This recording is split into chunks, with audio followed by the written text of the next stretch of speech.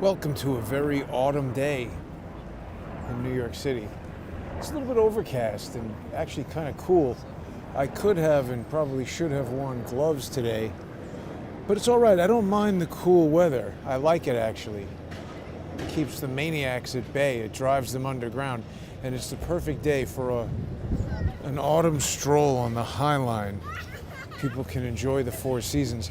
And it makes you a little bit maybe melancholy, and it's a good kind of mood to discuss once again this Charlie Kirk assassination. It's such a strange thing. I was thinking about it earlier. It's one of the strangest things maybe ever. And I say that not just because of all the intrigues surrounding it, but you think about it. He's not JFK. He wasn't the president. He wasn't a senator running for president.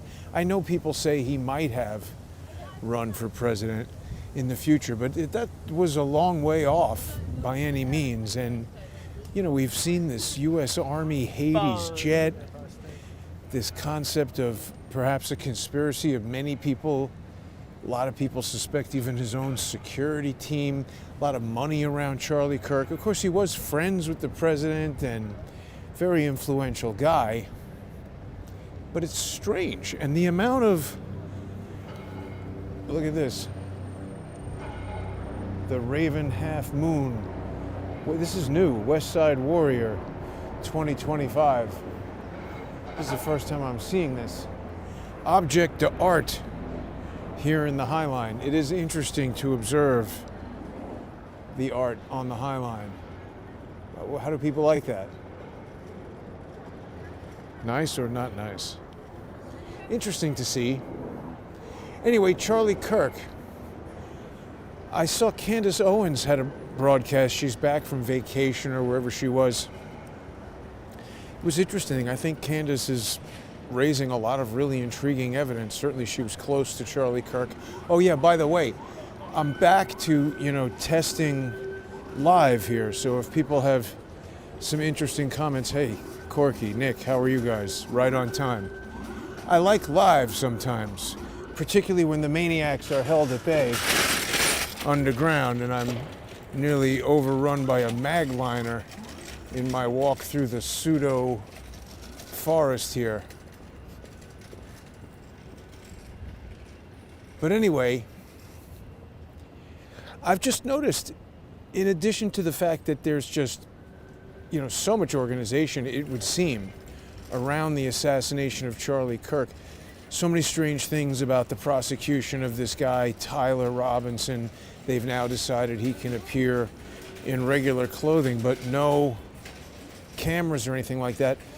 Right, I'm back to live. This is what I wanted to say. So I believe I've resolved the problem that was stymieing broadcasts even from the apartment. It seemed to coincide with that Amazon Web Services, whatever happened to that, where half the internet went down. But if there is any problem, and on any broadcast where there's ever a problem, I always put the uninterrupted broadcast up on the sponsor exclusive channels for sponsors. I can't thank the people who make Crowdsource the Truth possible quite enough. So rest assured, you'll always be able to see the full video on crowdsourcethetruth.substack.com or subscribestar.com or patreon.com/crowdsourcethetruth, or for those people who are following me on X at JG_CSTT and subscribing there, you'll get the sponsor exclusive content as well. Then there's going to be people who say, oh, you're putting it behind a paywall. That's no good. So, look, either you care about what I have to say, and $5 a month shouldn't be that big a deal, or you don't care and don't watch it. I don't understand. That's what I mean. Social engineering. So that's what I want to talk about today specifically with regard to Charlie Kirk. The social engineering, the meta evidence, and just all the weird people and weird activity. Maybe they're not weird people, but they're behaving in kind of like, let's go up on this side, inconsistent, is that it? inconsistent ways, contradictory, things that just don't make sense. And again, I sometimes get in trouble, mostly in personal relationships, when I'm like, oh, I wouldn't have done that, I would have done this or that. You can't anticipate really what other people would do. For instance, Erica Kirk put this video on this morning where it's the little daughter. I don't even know her name. I don't want to know her name. I like it that they don't show the kid's face. But the little girl is riding in the car, and there's this really sad song. Maybe it's Coldplay. You lose something that you can't replace. And she's like, oh, I see Daddy. It just breaks my heart. I mean, I don't even have a daughter, but to think that little girl, she knows Daddy's not around, but I don't think she really understands that yet. And at first I was like, oh man, why is she putting this video out? I can barely watch this. Like, why is she putting it? It's heartbreaking. And then I thought maybe she edited that music in there, but maybe it was just the music playing in the car. I guess when you're sad, you're listening to sad music. I don't know. I don't want to second guess her. And see, now people will say, oh, Jason is a shill for Erica Kirk and defending her. I don't know anything about Erica Kirk. People send me things that she was running an adoption agency or some kind of a non-profit with children in Romania. I haven't looked into that yet. Oh, why haven't you looked into that? You're defending Romania. People will have all kinds of things to say, but I think anybody who has been watching from the beginning, Corky lost your dad? Oh, at age 9. That is terrible. I mean, in 9, you're way older than 3. That had to be terrible. I'm sorry to hear that. But I'm just saying, it's so sad to see that video. And then, so I'm kind of laying off Erica Kirk. I don't know. That's not the first place I'm going to. The first place I went to was the evidence around Adam Bartholomew's video, because he's just the first video that I found. I'm trying to explain the logical progression. I was watching, and then we had those idiots, in Tyler, what's his name's video, who wouldn't even let me get a word out before they were jumping on me. That's social engineering. That's not a reasonable person. Let me get a thought out straight here. I did that video with Tyler after we brought forward what at the time was the best evidence, and is still one of the best pieces of evidence, that Dolby HDR video of the side view of Charlie being shot, that up until that time I had thought was a 240 frame per second slow motion video that had first been presented as a 20 frame per second video when Zeb Boykin had it, and then a 30 frame per second video that had the 3 images that I still say are projectiles. We'll keep talking about it, but when I did that video with Tyler, who I do believe is a social engineer, behaves very inconsistently within the context of himself and a normal person and what realistically any person honestly seeking the truth would do. And Adam Bartholomew is a good contrast because he behaves consistently in my experience with him. As I started to say, I first heard Charlie Kirk had been shot. I was on a live stream with that guy, Game Tech Politics, is that his name, on Twitter, on X? Sorry if I'm forgetting it, Game. I enjoy that person, even though I don't know their identity. He's had me on his spaces. He's treated me fairly. Seems like a reasonable guy. We were on his live stream on Twitter, X Space, and boom, Charlie Kirk got shot. Somebody said that, or somebody sent me a text. Nobody on the stream knew until I mentioned it. So then I immediately started saying, whoa, let me find some videos of that. And my first thing I went to was YouTube. And the first thing I found was Adam Bartholomew. And the first thing I noticed was he had an hour and something long video, and I went to download it, and what I downloaded was 27 minutes. And I said, wait a minute, what the hell happened? So I went back to his YouTube, and I saw he had a 27-minute or 22-minute, whatever it was, and an hour and 9 minute, the discrepancy. And I started to drill into that. That's when we figured out the whole thing about his live stream getting cut. Then I said, let me call this guy, because it just immediately struck me. That's weird that it would cut the second before Charlie was shot. It was so suspicious to me, particularly in light of, remember, it was just 2 or 3 weeks since that stupid Scooby-Doo looking shaggy kid came up to me in the park when I was yelling at Joel Matola, sergeant of the NYPD, and shut down my live stream. I said, hey, wait a minute. Did somebody shut down Adam Bartholomew's live stream? I didn't immediately say, this must be Erica Kirk in Romania with Israeli technology. That wasn't my first thought. I'm not saying that didn't happen. I'm just saying I haven't gotten to any of that yet. I saw this discrepancy with the 2 live streams, saw that one was live, one was in the upload section, and I presumed something must have cut this guy's live stream and he had a local recording. Let me call him and learn more about what was going on. Called Adam Bartholomew, behaved like a normal, honest guy. He's a journalist recording, explained to me what happened, came on the show. Was he been 2 or 3 times on the show? I've spoken to him a few times on the phone, texted with him every now and then. He acts like a normal person. Nothing weird from Adam Bartholomew. I have noticed that people who I don't trust have attacked Adam Bartholomew, and people who I don't know, random accounts. He's getting social engineered, attacked by social engineers. Why? I don't know, but I noticed that.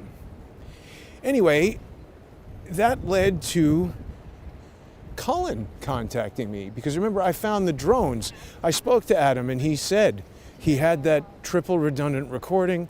I was fascinated by that. I realized that if I had might not have worked with the kid in the park, but I understood how it preserved the recording for Adam, and I thought it was a fascinating, perhaps accidental thwarting of an electronic exploit. That's when Cullen contacted me about the jet.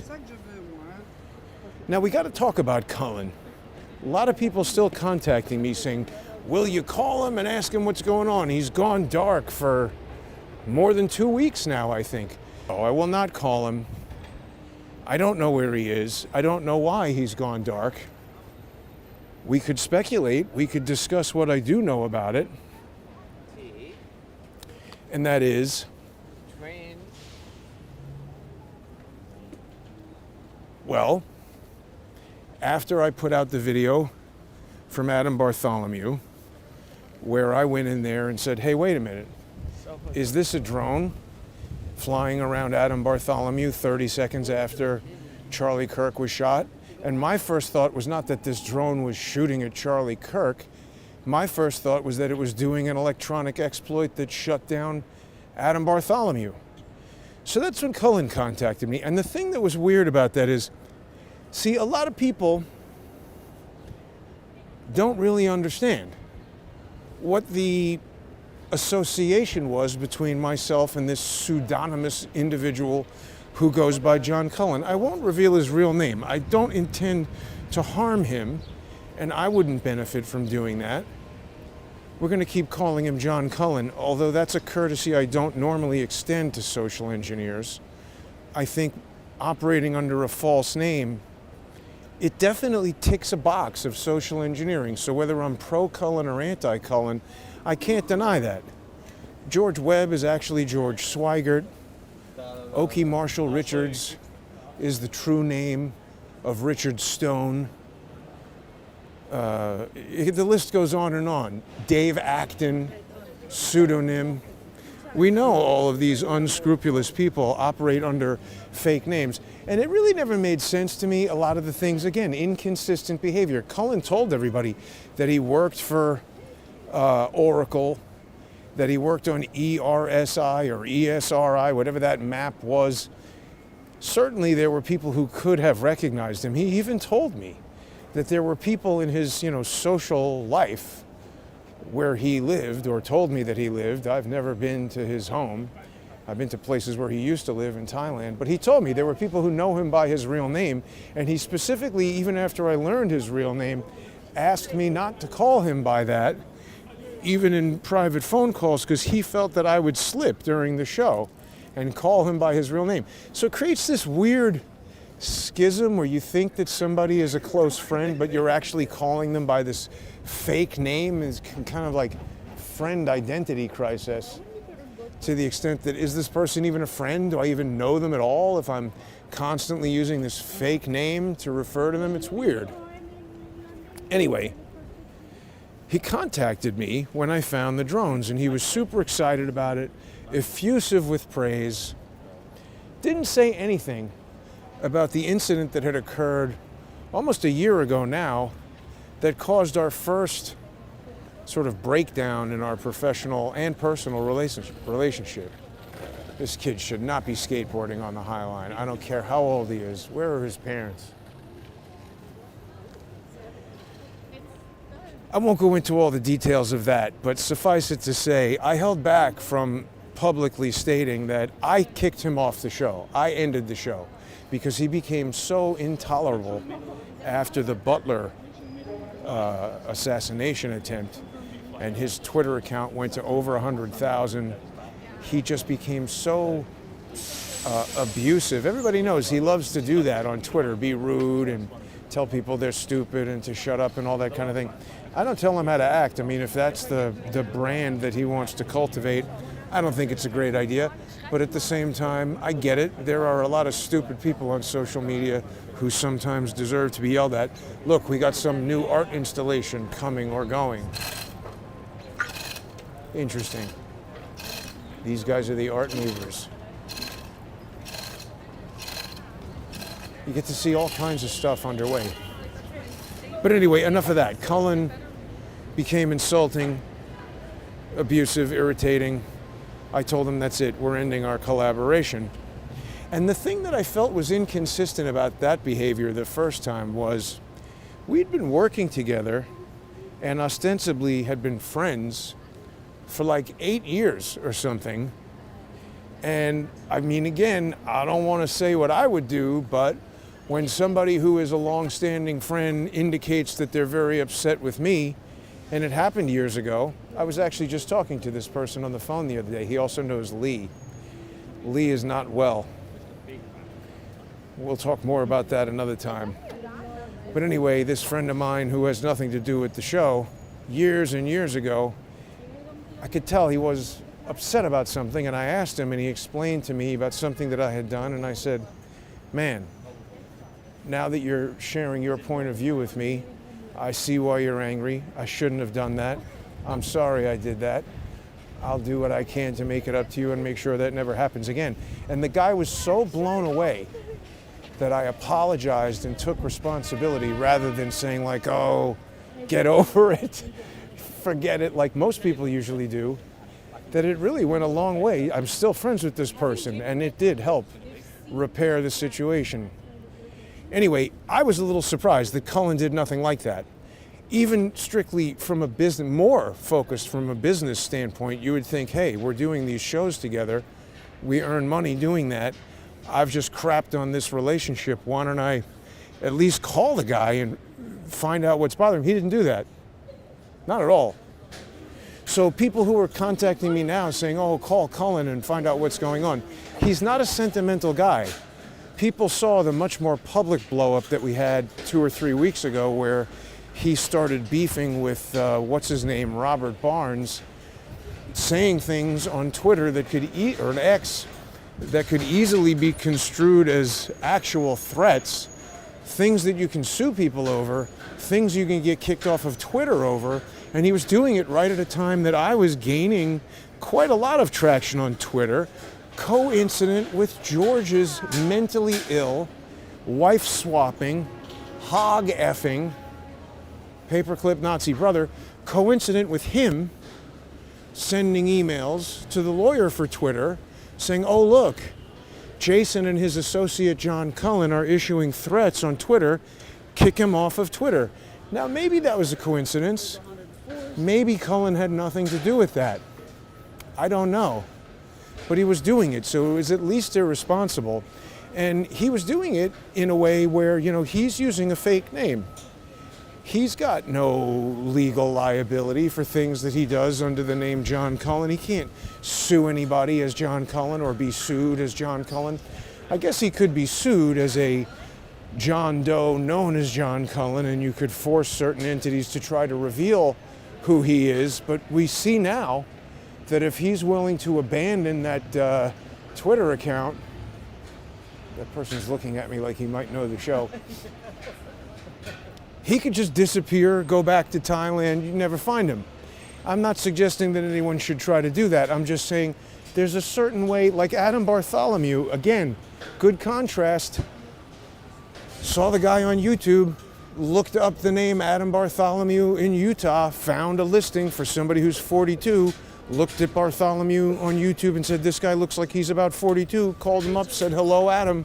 He said, hi. That was him. He's not hiding. He's not using Bart Adamstein or some weird alternative name. You want to be on the show? No, thank you. Yeah, so then stop acting like a jackass.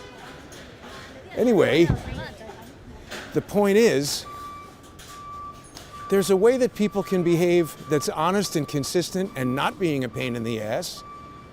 And then there's social engineering. So back to the Charlie Kirk thing. A lot of people have been pushing a lot of theories that, in my view, are quite obviously stupid, right? One of the most popular, extremely stupid, and frankly disproven by all decent available evidence is this notion that Charlie Kirk's microphone exploded and or shot a projectile at him.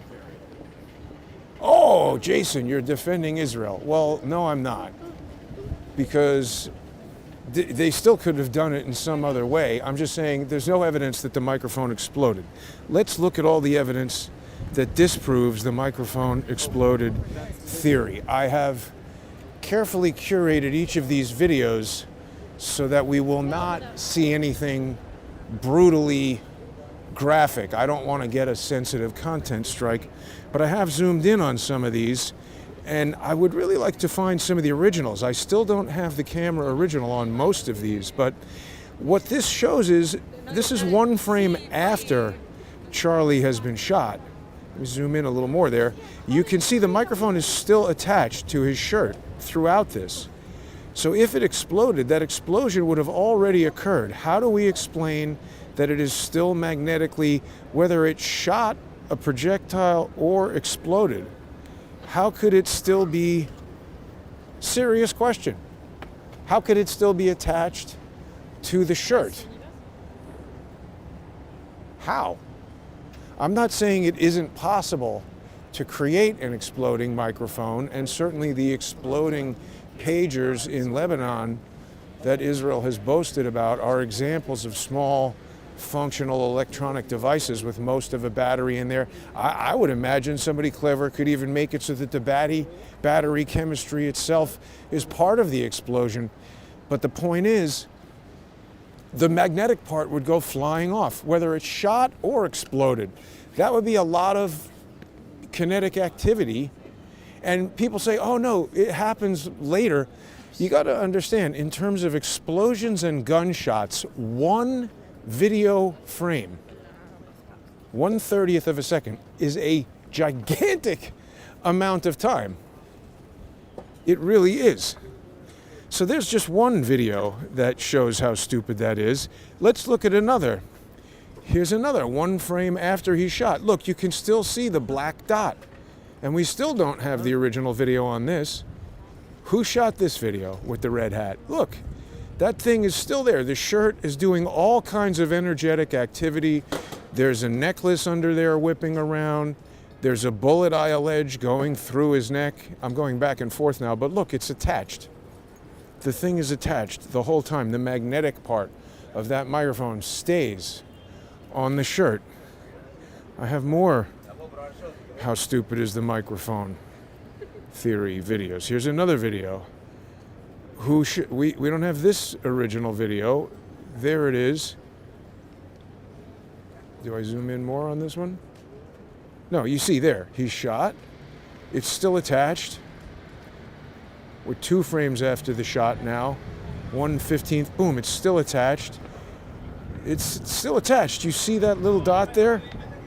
The shirt is folded up over the fabric, and we're very crunchy on the compression there. low resolution video, but you see the black dot of the microphone stays on his shirt the whole time. 3 video frames, that's 1/10 of a second. An explosion is happening in 1/5000th of a second. 1/10,000th of a second, 1/1000th of a second. It's very, very, very fast. The thing is not staying on his shirt if there's an explosion. And if there's a gunshot, there would also be, that's a tiny little, how does a gunshot from the microphone go into his neck? The whole thing makes zero sense, but they keep coming back to it in a way that, me going against it, they'll say, oh, Jason is lying. Now, the other thing I've been seeing that I don't quite get, and this has been recently championed by somebody who is a follower, and I have no beef with this person. I'm not saying she's a malicious social engineer. Sometimes people just get confused or influenced by other things. I just want to point out some facts. I don't know Frank Turek. I have no reason to believe that he's involved in anything sinister. He seems like a super serious Christian. What is he, a minister, a pastor, some kind of, I don't know. But he was friends with Charlie. When I see him talking about Charlie Kirk, he seems to be legitimately emotional and choked up. I mean, I sometimes get that way. Think about David Hawkins, Lenny Lipton, John Merritt, friends of mine who have died. What the fuck are these guys doing? Sorry, I didn't mean to curse. It upsets some people.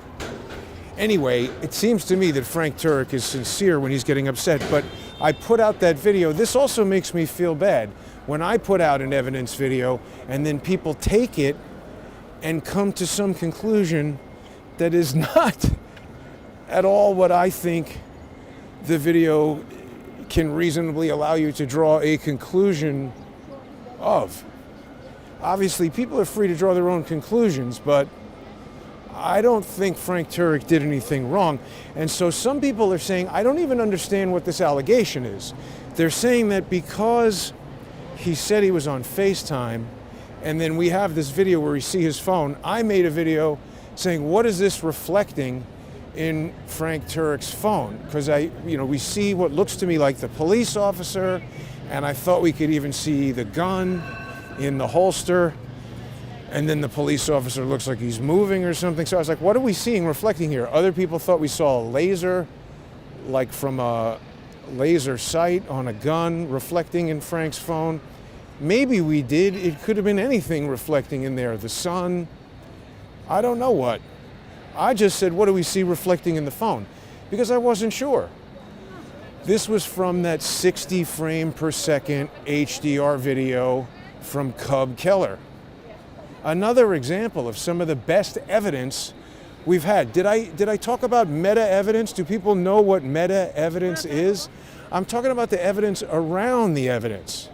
Like, the video itself is the evidence, but what I'm talking about is how we got it, how people are responding to it, all of the evidence around and about the evidence, particularly with that first video that came through Tyler that was originally attributed to Samir Masi. That's one of the strangest pieces of evidence. Because remember, I first got it from Zeb Boykin. A lot of people feel like Zeb was very uncomfortable when I started digging into the technical details of that evidence, and now he's off making videos shooting pork shoulders, all with supersonic rounds. It's not like he said, well, you know what, let's entertain Jason's theory and we'll do something with a PCP. Maybe he doesn't have a PCP air rifle. I mean, I saw a video Zeb did today, portion of it, where he was talking about, I don't know why people aren't doing these tests. They have the equipment. I don't know exactly who he's talking about. Maybe Gary, another very suspicious character. I would like to do some gun tests, but I don't have any guns. And you can't really fire guns around here. Too many buildings and people. But Zeb acted very strangely when that 20 frame per second video showed up. And how did we get that 20 frame per second video? You can't easily export from a phone a 20 frame per second video. I get it how we got all these other kind of crappy, low bit rate videos. Most people will shoot a video on the phone and then either download it on their computer and put it on YouTube or Twitter or X or TikTok or whatever they're doing, or go directly from the phone to one of those platforms. Somebody else gets it, maybe screen captures it on the phone or downloads it with an app and re-uploads it somewhere else. That transcodes it again. But none of these mainstream social media apps are going to transcode your video to 20 frames per second with the high 10 MPEG-H profile. That is a very, very specific type of processing that was associated with that Zeb Boykin 20 frame per second version of the video. And back to Candace Owens for a second, because look, I don't really have a very strong opinion about Candace Owens. I liked her more in the past than I might now. She was a little bit rude, I've mentioned many times when I met her personally, but even that is fine. I am nobody to Candace Owens, and she was a famous chick when I was meeting her at that Charlie Kirk event. Why would she have any particular interest in talking to me? I'm not even being critical of her being famous person rude when I met her. I'm just saying that, speaking as objectively as I can about myself, I think it would be hard to deny that I have brought forward, even if you disagree with my conclusions about the evidence, I've certainly brought forward some of the best evidence available in this case. It was my evidence bounty that got us to the original 30 frame per second, 211 megabyte Dolby Vision HDR version of that video, that these three dots that I say are projectiles. By the way, the evidence bounty is up to $3,500. People still have, I guess it's a week from today. And by the way, the part of it that Tyler didn't seem to understand is it's not just get the evidence. It's that you have to get evidence and form an evidence-based counter thesis that disproves my thesis that he was shot from behind, which would involve, disproving that those three dots are projectiles. Nobody has done that. There's a few more people we need to speak to who seem sort of dedicated to that, but not with evidence. They're doing it with social engineering. And that is also interesting. That's the meta evidence that I'm talking about. We present this evidence, and then Blake Bednarz acts a certain way, Tyler, or whatever his name is, acts a certain way, Zeb Boykin acts a certain way. Remember, Zeb said these are bleed frames. What the hell is that, Zeb? You made that up. That's like if I get out on the shooting range and start making up terms that are not used in the gun world. Wow, look at that. There's a huge cruise ship over there. People see that? I don't know what that is, but holy crap, that's gigantic. Look at that.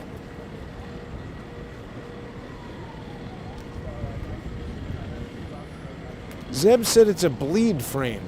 Well, what are you talking about, a bleed frame? I'm interested in knowing how the original photographic frame got there. And I've noticed that people have been coming back to that thesis.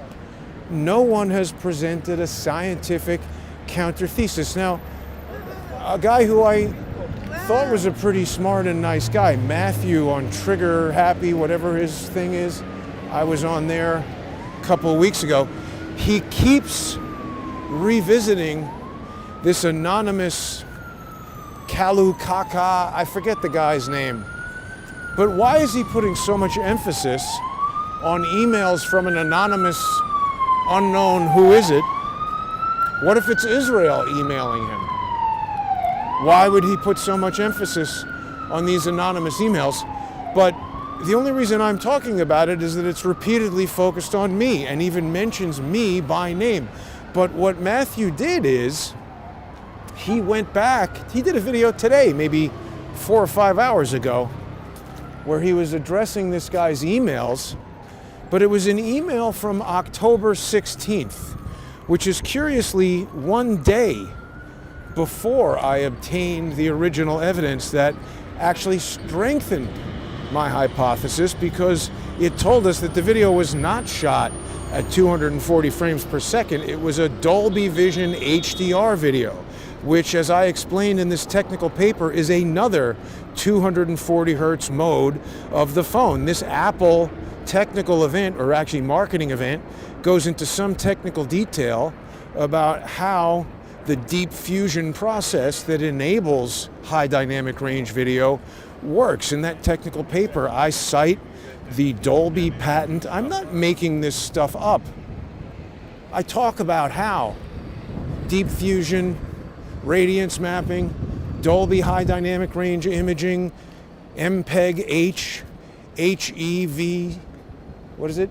HEVC, H.265, how all of that contributes to what we see there, which is three dots photographed, one 240th a second apart, traveling at 500 feet per second. No one has unraveled that and explained that in another way. And Matthew, I take issue with the video that you did today, because you're either a lot less trigger smart than I thought you were, or you're a social engineer, because now you're showing other frames with other items that I never said were projectiles, and you're either confusing your audience, confused yourself, or I don't know what.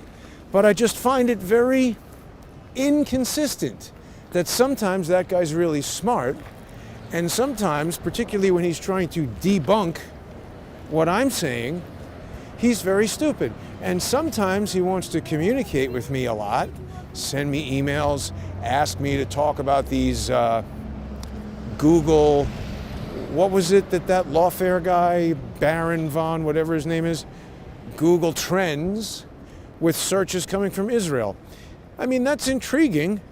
Maybe that's real evidence, but I don't know, something about it being so website centric feels magic tricky to me. Like, is there some way you can adjust the date on your computer and get on a VPN and go and search for something after the fact and create a log that appears to fool Google? I don't know. Maybe that's all real information. It just seems a little too convenient. I don't know. And that guy, Barron, see, the other thing is, I see Ian Carroll, he goes and he's like, oh, everybody follow this guy, and he's going and sending him $100 in super chat and all that. This is all social engineer activity. Remember when people said, oh, Jason, Ian is talking about you on his live stream? That's social engineering too. That's what George Webb used to do. I want Jason to do really well. Meanwhile, him and his brother would be arranging a lawsuit in the Eastern District of Michigan where they're filing forged documents. You're doing one thing publicly to make people think something, but then doing something else behind the scenes. I noticed that these social engineers, they promote each other. Like Ian saying, everybody follow this guy, sending him $100. Doesn't that influence other people to send the guy money on Super Chat? Why are all these guys able to be monetized on YouTube, and meanwhile I'm getting every YouTube channel destroyed? It makes no sense. It's just inconsistent. And now what we'll do is people will say, oh, Jason's complaining. Isn't that convenient, the way that's set up to make it look that way? Maybe this is all coincidental. I don't know. It just reeks of social engineering. And by the way, I'm not saying that evidence about Google Trends searches isn't real. I'm just saying I don't know how to verify that. What does Google say about that? What does some IT expert who's not in the Twitter, YouTube, X kind of alternate viewpoint world, what do they say about that? Because I know there are ways that people can hack the ECF, the electronic court filings, or at least I've observed filings from George and his brother that cause me to believe that can be done. I think it involves changing the date on your computer, making a filing, contacting the clerks and saying, hey. And then they go back in their emails and they say, oh yeah, look at that. There is an email that we missed from 3 days ago or whatever. And then they file it. Something like that. Can you do something similar with Google Trends? Can you set up a VPN to say, hey, I'm in Washington, D.C., or hey, I'm in Israel, or hey, I'm in China or Russia? Isn't that what WikiLeaks told us the CIA was doing with the Vault 7 hacks? That they had tools to mask where they were doing these things from. I don't know. And by the way, what does that even mean? That they were searching for Tyler? Like, why would you do that? I'm just trying to expand on these, pieces of evidence, because the people who are giving them to us are very suspicious and behave very suspiciously. Like, in other words, when Ian was on his live stream talking about me, Ian has my cell phone number and my email address and my DM, and when he wants to communicate with me, he knows. He's got 2 million people or whatever looking at him on Twitter. If he sent me a text and said, bro, I'm going live in 5 minutes, do you want to be on my show? Obviously, if I was available and interested in talking about what he wanted me to talk about, I would go on. So him talking about me, I allege, is a way for him to deflect people who would otherwise say, hey, isn't it suspicious that Ian and Candace are talking about and telling people to follow Ryan Mata and Baron, whatever that guy's name is.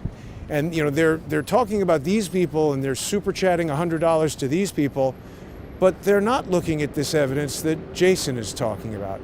And I'm not saying that they need to. They could and should do whatever they want. I'm just saying, even if they disagree with me, I see a lot of people taking my evidence, the evidence that I brought forward. The Cub Keller video that I revealed was a 60 frame per second video, and they're looking at it and they're doing things with it. Now, the other thing that I found very interesting about what Candace did in her video that I even used in the thumbnail is this guy making the selfie.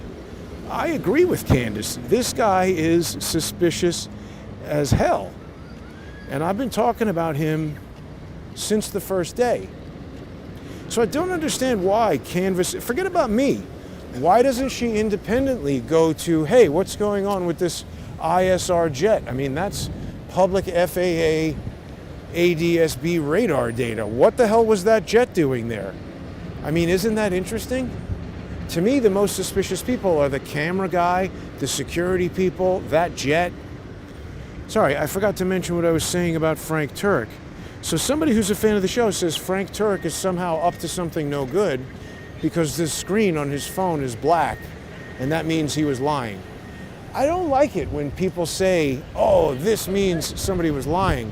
You need really strong evidence before you accuse somebody of lying. It's another thing I don't like is that certain people will put out very sensationalized videos saying, such and such proves that this or that is happening. I don't think so, because I don't know why Frank Turk's screen was black. Maybe he had the brightness turned down. Look at this guy on the right. His screen we can see, and then this girl on the left, you can't.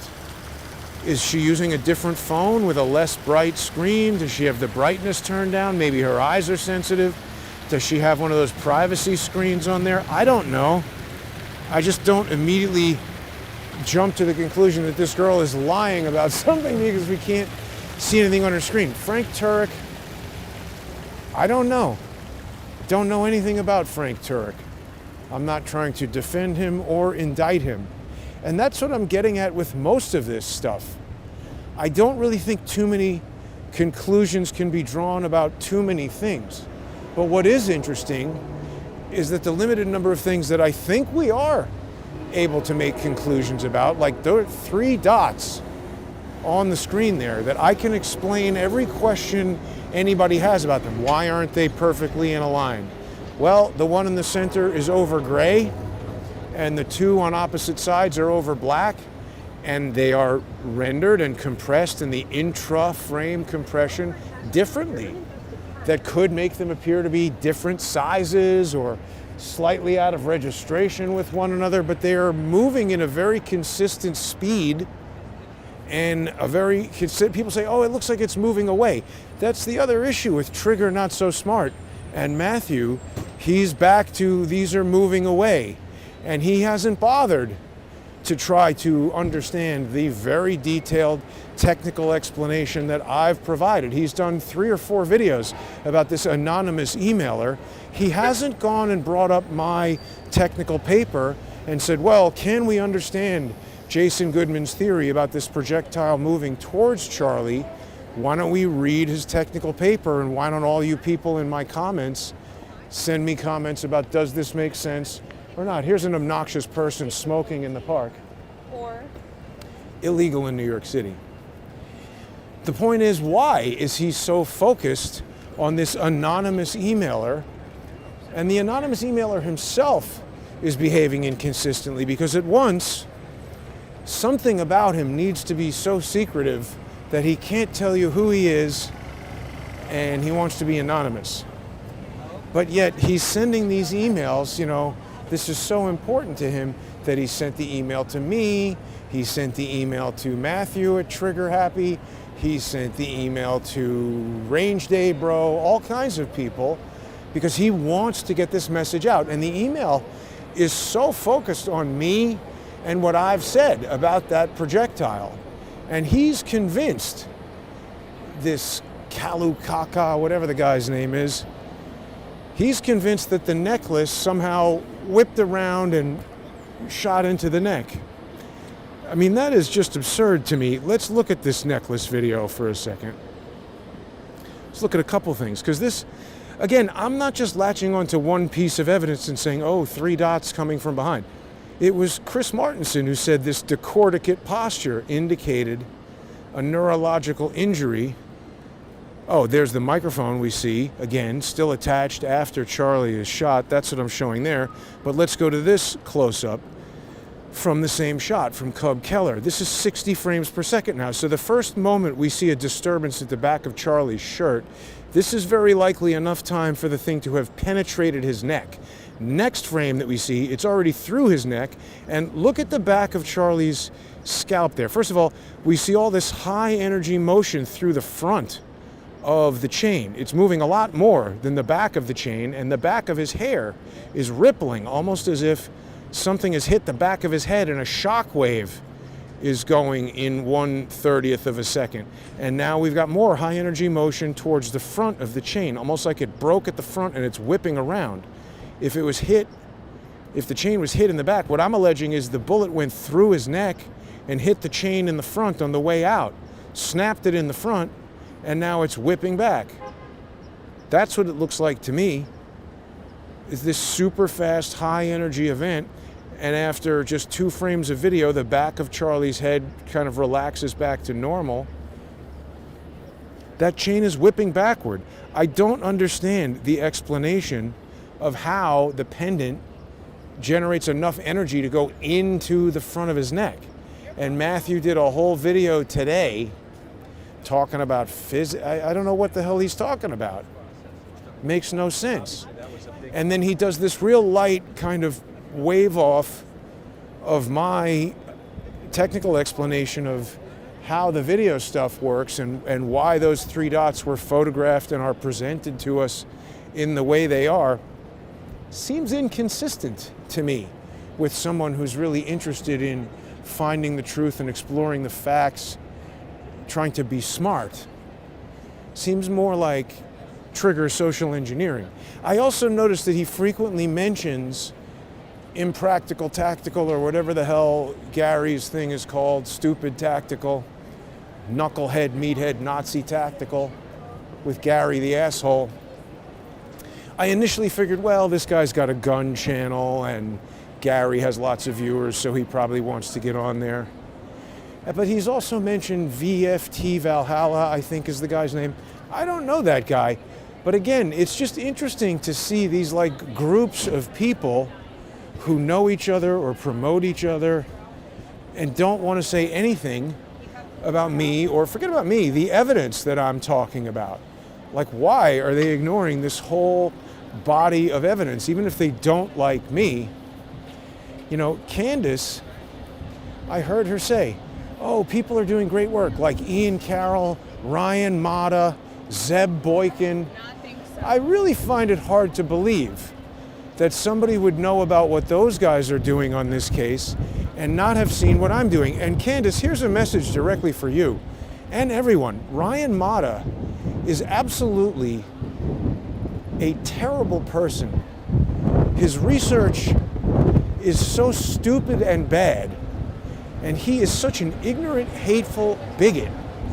The fact that he would say, oh, Jason can't speak in this space because he's a Jew. Candace, how would you feel if anyone said, well, I don't know, I'm not going to listen to what Candace says because she's black or she's a woman or something like that? Or what if a black person said, I'm not going to listen to Candace because she's married to a white guy? The fact that Ryan is such a bigoted, ignorant, simple-minded fucking moron, to me, disqualifies him from any kind of reasonable consideration as anything other than those things I just described. He is such a hateful miscreant that it actually causes me to wonder.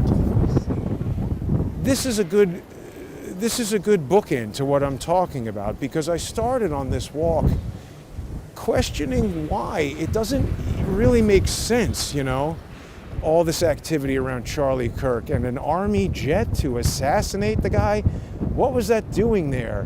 Why are certain people not talking about that?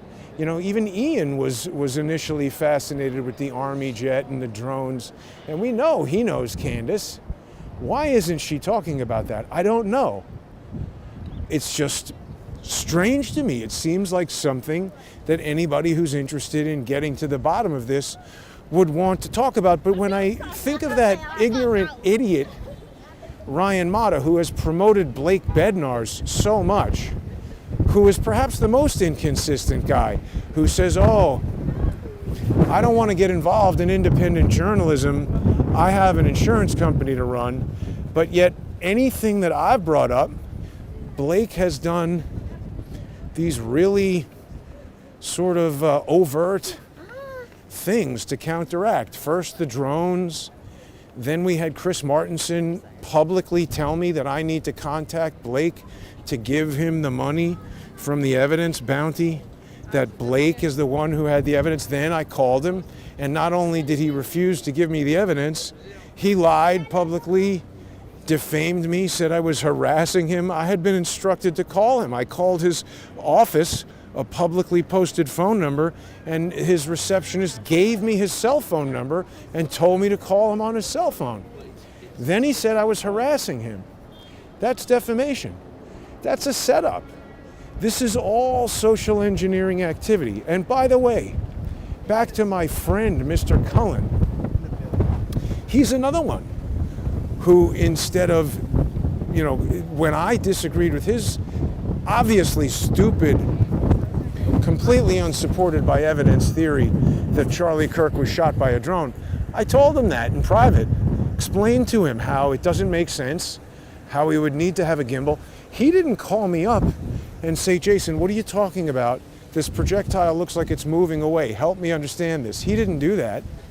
He made it appear to the public that he was supporting me by taking all of my images of drones, retweeting them.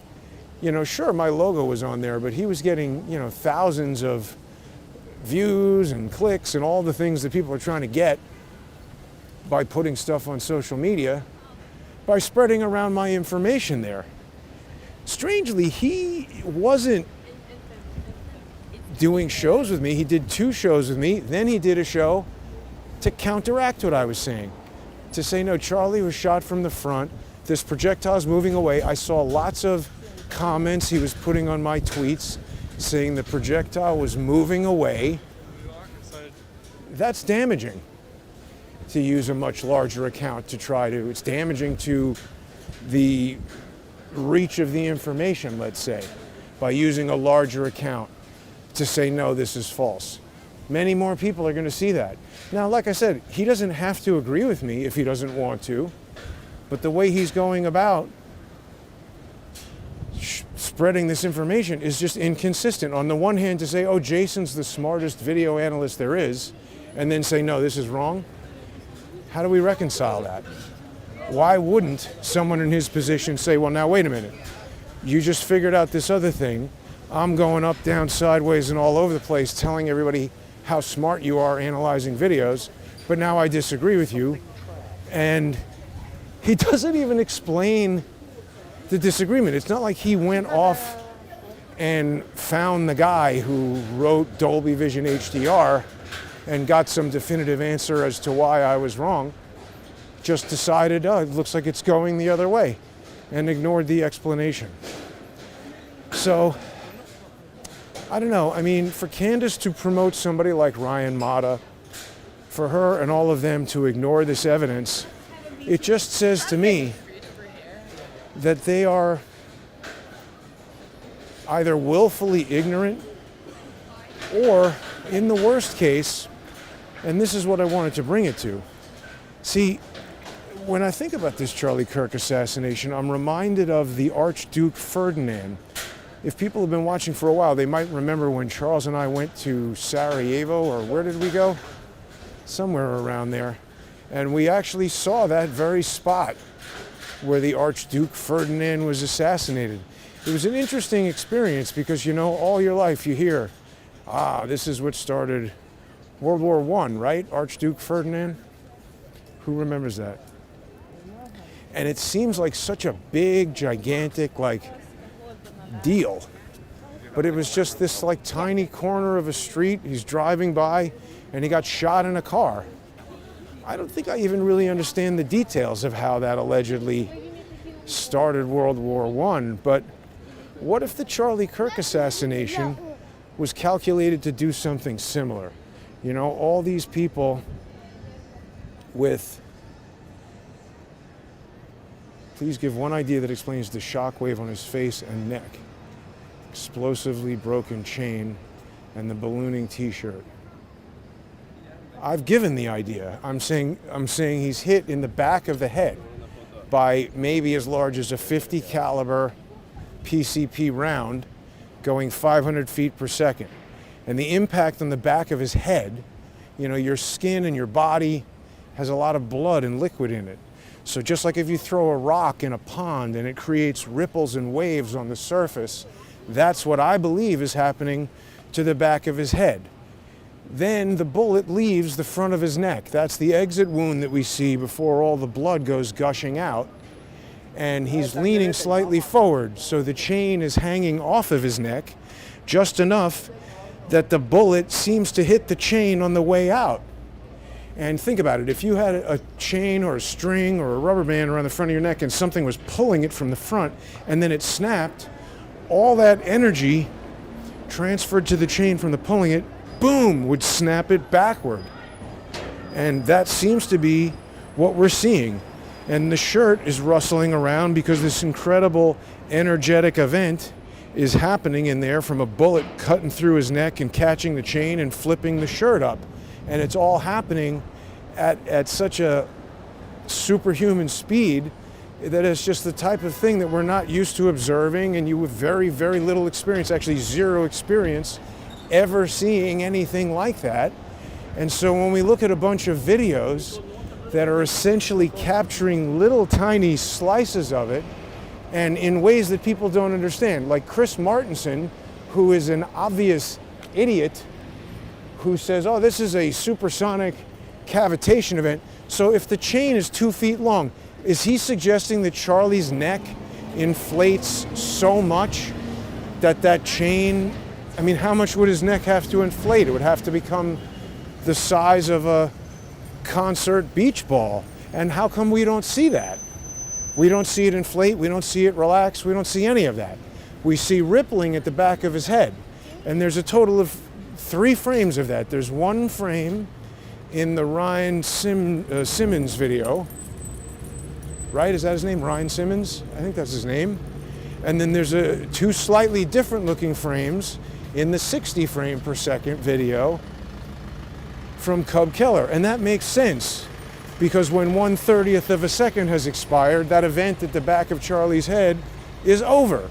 because it's happening so quickly that you can barely see it. And the reason that we see it at all is that both of those cameras are iPhone cameras, and they're able to freeze the action in one frame to a very high degree because it's a bright and sunny day, and the exposure time is probably 1/10,000th, 1/15,000th of a second, something like that. So we see very clearly that motion, unlike the video that Chris Martenson uses to determine that there's a cavitation event, which is shot on an ENG news camera using a 1/60th of a second exposure time. There we're seeing all of this ruffling and all of this shirt activity blurred into what he mistakenly interprets as an explosion. So again, he's either stupid or willfully misinterpreting that, or both. And I mean, I've explained this many times. I realize not everybody watching has seen every video, but I hope that explains, Wayne.